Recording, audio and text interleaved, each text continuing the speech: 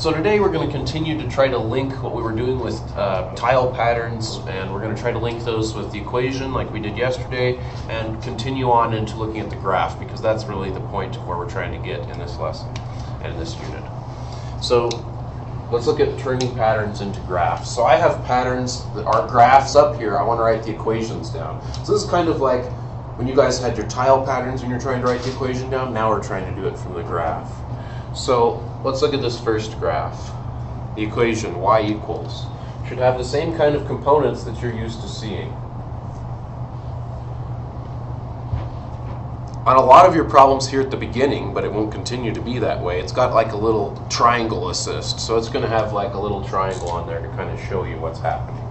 So for us, I mean, the triangle might be from like right here to right here.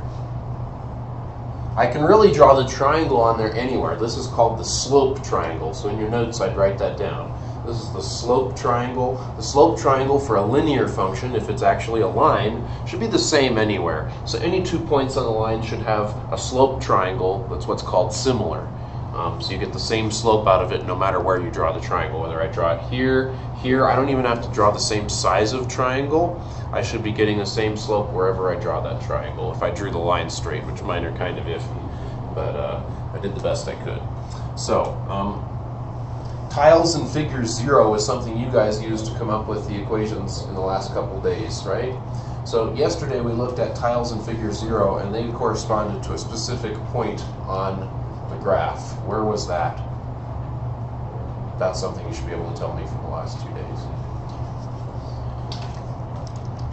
You might have notes from yesterday that assist you. Look around, see if you can figure that out. Tiles in figure 0 I want to answer first. I know we don't have the figure that developed this pattern at all, but yesterday we translated that into a specific point on the graph. Where was that spot?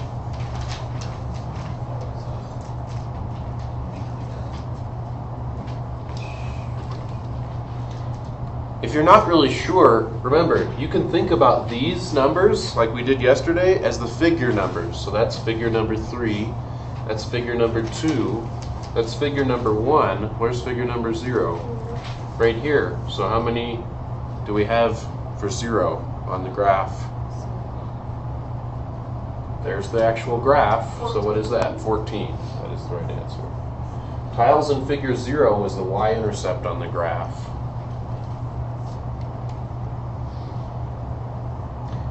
And when we did our equation, where did that come up in the equation? Wasn't that like the plus or the minus thing that we had to find? So that's going to be like plus 14 in the equation. And then the other part of the equation was what the pattern changed by. So the question is, what's this pattern changed by? And that's where you use your slope triangle. So we've just got to figure out what our pattern is changing by each one step. And my triangle might not be great, so we could go from the very beginning even. And say from there to the next step that looks like about right there, you guys feel it? You're going to have this triangle. So what did that change by? This is how big? 2. That's 2. And this is how big? Well, we made it 1. Except it's not positive 2 because it's not going up, right? It's negative 2 because it's going down. And that's what you're going to put here, negative 2x. Really, it's negative 2 over 1, because we'll see in this third example that it's not going to be over 1 anymore. Okay?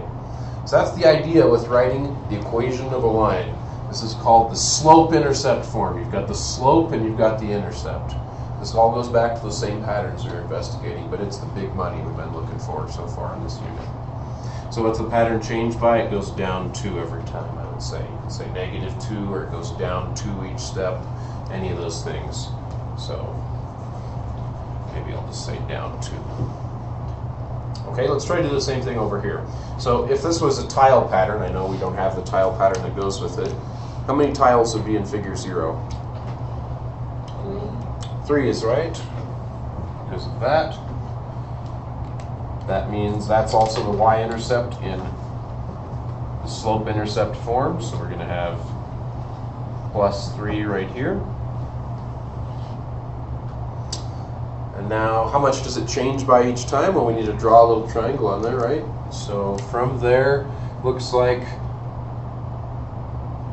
Looks like it changed that much this time. What's that look like right there? From 3 to 4 to 5 to 6. 3 to 6 is how far? 3. Let's go one figure forward or one step forward. So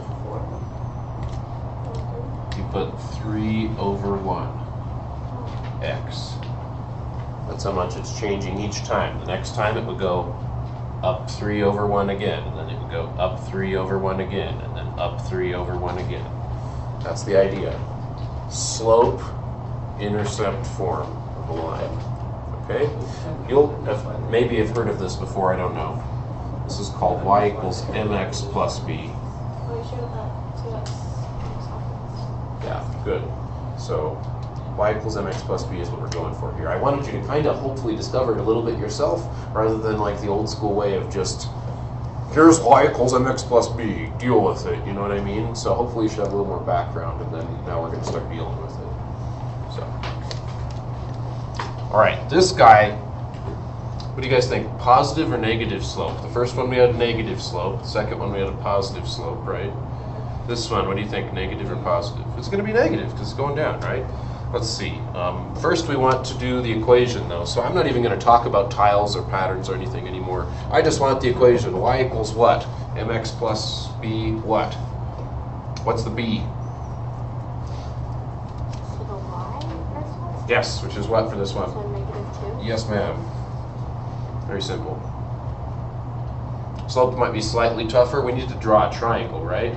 So you need to look at any 2 points that you can see clearly. Now, which 2 points did I label? I plotted them as points, right? I could go, though, from here to here, from there to there, from there to there. It's any 2 points that you can clearly see. I'm going to draw a nice big triangle for this one. Does that make sense? Because I can see these ones. I tried to make them clear anyway. So I'm going to draw a nice big triangle. Looks like it goes like this. About right there, or a little more. Yeah, let's say right there. That's what I was going for anyway.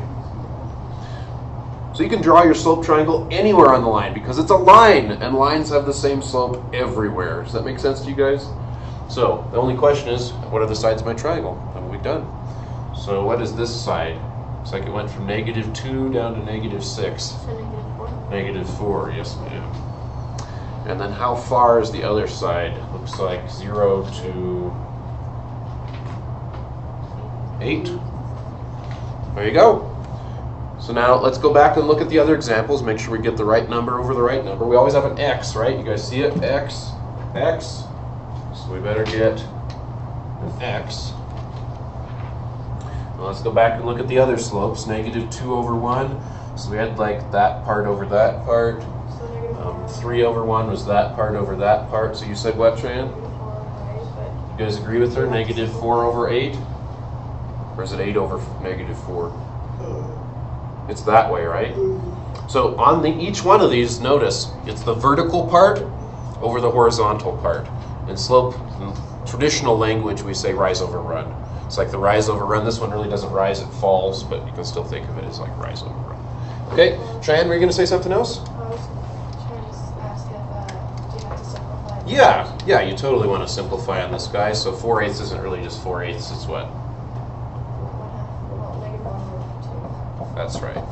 So that is the equation of that line. You guys want to try one more? Let's try one more. I think we need one more. Let's do one more. So I'll sketch this one not as well as I did these other ones. So just a real fast one. Here's a line. Let's say we go from, I don't know, we'll do a nice flat line this time. Say that's 1, 2, 3, 4. 1, 2, 3, 4, 5, 6, 7. Okay. Now let's say that we know, well, we know this point, right? That's clear. You always want to use the y-intercept as one point, in my opinion. And then let's say we know, like, I don't know, this one right here. So let's see, what's the equation of this line? Can you guys help me out?